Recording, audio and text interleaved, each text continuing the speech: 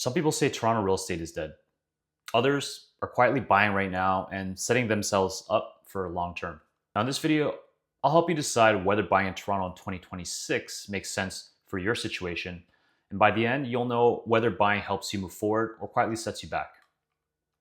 Let's start with the noise because there's a lot of it right now. People are worried about higher interest rates compared to the early pandemic years, slower economic growth, job uncertainty in tech, finance, and white collar sectors, and the belief that prices still might come down.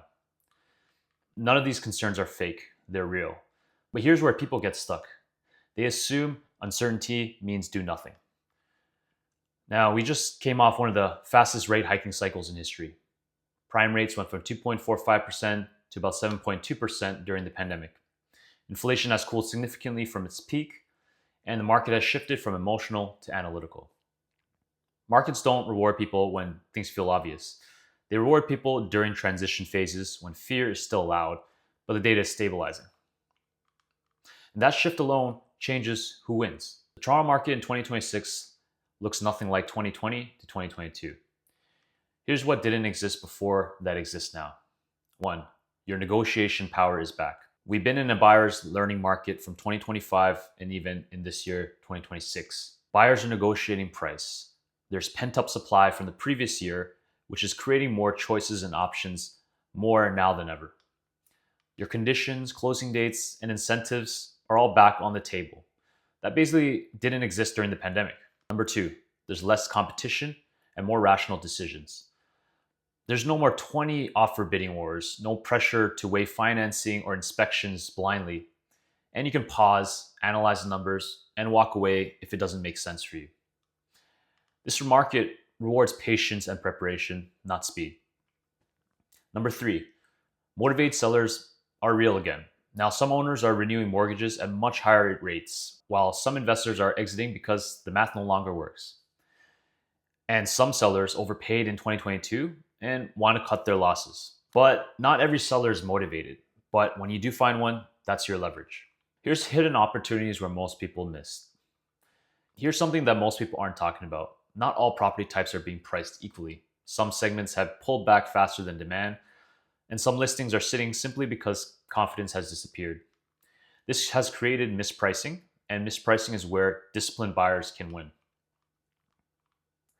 Now, the question isn't, is Toronto worth it? Toronto as a city isn't the real question.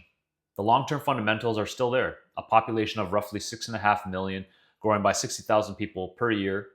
We have limited land, especially in established neighborhoods, and a strong employment density across full-time and part-time roles in Toronto. But strong fundamentals don't mean straight line growth. They mean resilience, and resilience matters when cycles turn. But the real question is this: does buying make sense for you in 2026? Ask yourself this: are you planning to stay put for the next 5+ years?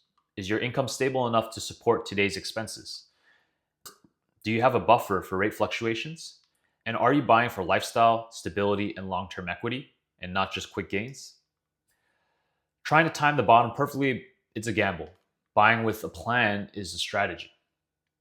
So here's a simple rule I use with my clients. If your life's stable, your finances are conservative, and your timeline is long, then 2026 can be a great opportunity for you. So if any of those are missing, maybe waiting might be the smarter move for now. And there's no shame in waiting, but waiting without a plan can be expensive. Because waiting without a plan often means higher rents, lost equity, and fewer options later, even if prices dip slightly. And let me be very clear, buying in 2026, it's not for everyone, unfortunately. It does make sense if you want long-term housing control, you're tired of rental uncertainty, you're buying within your means, and you're focused on sustainability and not speculation. But it doesn't make sense if you're unsure about staying in the GTA and your income is unstable and you're relying on appreciation to bail you out. Remember, clarity beats confidence every time. And finally, my final perspective is this: that every strong buyer market feels uncomfortable while you're in it. For instance, 2009 felt uncertain. 2017 also felt uncertain. And 2020 felt uncertain. But remember, buying in Toronto in 2026 isn't about predicting the economy. It's about aligning timing, numbers, and lifestyle correctly. So if you want a second opinion on whether buying in Toronto in 2026 actually helps your situation, that's not based on headlines. That's exactly what I help people to do. Like, subscribe, and feel to reach out if you want a calm, data-driven, no pressure breakdown for your options. Till then, talk to you on the next one.